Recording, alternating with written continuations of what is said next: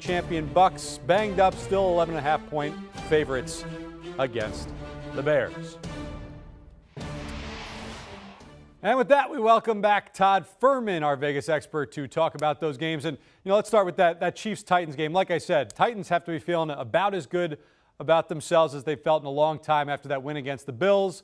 Chiefs, yes, 4.5-point favorites. The number is 47.5.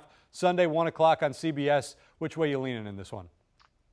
Pretty impressive effort from the Tennessee Titans on Monday Night Football. They had a chance to get blown out early, but were able to hold the Buffalo Bills to 2 field goals. Derrick Henry, of course, busts off a big run, and suddenly it's a 7-6 game that we knew we were going to be in for a full 60-minute fight. It's the Titans' defense that made the big stop late in the game on that 4th and short inside their 5-yard line. Problem for the Titans is that secondary is a mash unit right now. Christian Fulton goes on IR. Their first-round draft pick this year, Caleb Farley, also going to be out. And that's not a position where you want to be lean when the Kansas City Chiefs come a-calling. So for me, I'm going to make a case for the Chiefs here, and it's going to be for their team total over its number at 31.5.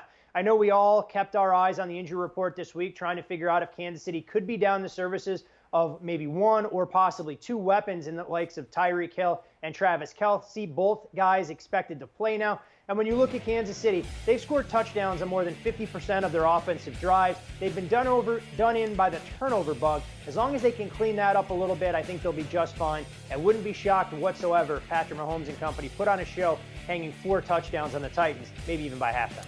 Yeah, you mentioned those turnovers. 14 giveaways this season for the Kansas City offense, the most in the NFL. It's one of the shocking things that we've seen so far this season. All right, let's go to the AFC North now. Bengals at the Ravens. Like I said, Ravens 6.5-point favorites. The number is set at 46. Obviously, this is a Ravens team that is so hot right now. Lamar Jackson playing incredible football. Where do you see this one going? Which way are you leaning in this game? Honestly, I'm not sure what's going on with this Ravens running back room. They'll have another back out in Latavius Murray. It looks like Devontae Freeman will get his first start in over a year, and we'll try and figure out how John Harbaugh is able to cobble together a rotation there. But I want to go under the total in this game, and I want to do so in the first half. And a lot of that has to do with a resurgent Cincinnati defense that's exceeded expectations early on so far this season. You look at the amount of money that they spent on their defensive line, getting guys like DJ Reader and Trey Hendrickson to try and provide a pass rush. Their linebacking core has been a revelation as well, headlined by Wyoming product Logan Wilson, who I think can be a thorn in the side of Mark Andrews. But more importantly, when it comes to pace and tempo, Cincinnati operates like a snail, especially early on in games. I think you're going to see long drives, hopefully ending in field goals, a minimum of offensive snaps between these two teams early on. And given the level of familiarity and embarrassment Cincinnati went through in the 2 meetings last year, I think their defense will be up for the task. I'm going to go under 22.5 in the first half. You mentioned that improved defense for Cincinnati. 14 sacks already this year. They only had 17 as a team all of last season. All right, let's take a look at your best bets now. Across the entire slate, against the spread specifically, what do you like? What's your favorite against the spread play this week? I'm going to stay right here in my backyard, and I'm going to take the road team coming in on extra rest and the Philadelphia Eagles plus the points against the Las Vegas Raiders.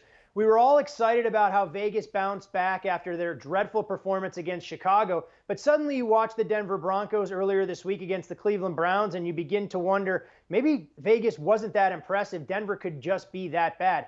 The book's out on Mike Bisaccia now, the interim head coach, given John Gruden being relieved of his duties, and you wonder how he'll be able to run back a game plan in this spot against the Philadelphia team that has an extremely talented defensive line that I think can live in the backfield alongside Derek Carr. If that's the case and Carr's off his spot, it's going to put him in a bit of a conundrum knowing that the Raiders' ground game has been nothing to write home about. I expect the Eagles' offense to be healthier than the last time we saw them on Thursday Night Football against the Bucs, getting Lane Johnson back on their offensive line, Dallas Goedert removed from the COVID reserve list.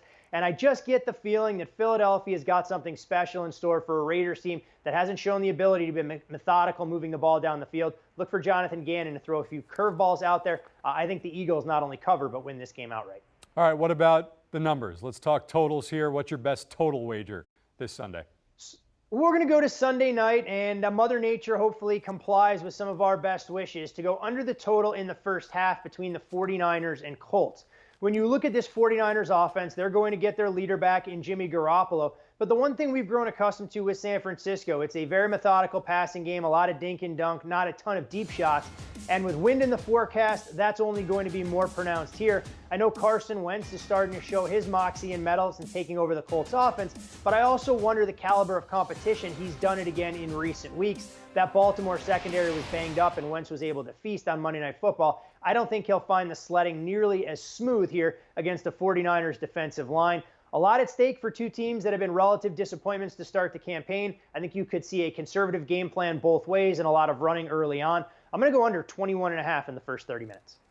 So to recap, Todd's Week 7 NFL selections. Chiefs take the team total over 31.5 at plus 105. Bengals Ravens first half under 22.5. The best against the spread wager in Todd Fuhrman's mind for Sunday is Eagles plus 3. The best total wager, Colts 49ers first half under 21.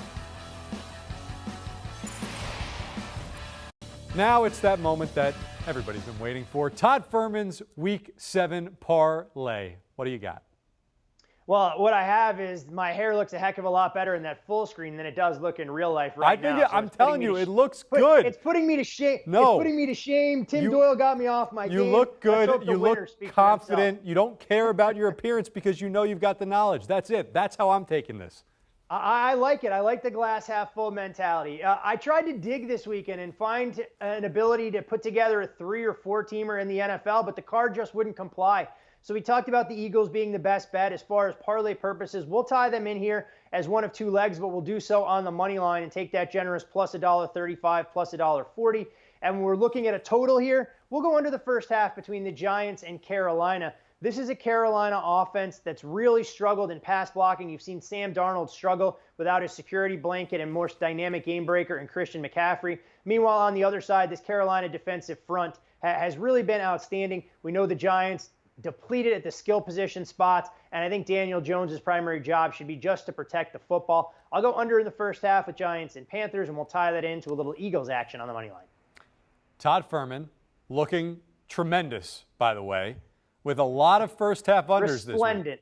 Resplendent. That's right. Todd Fuhrman, thank you so much. Always a pleasure.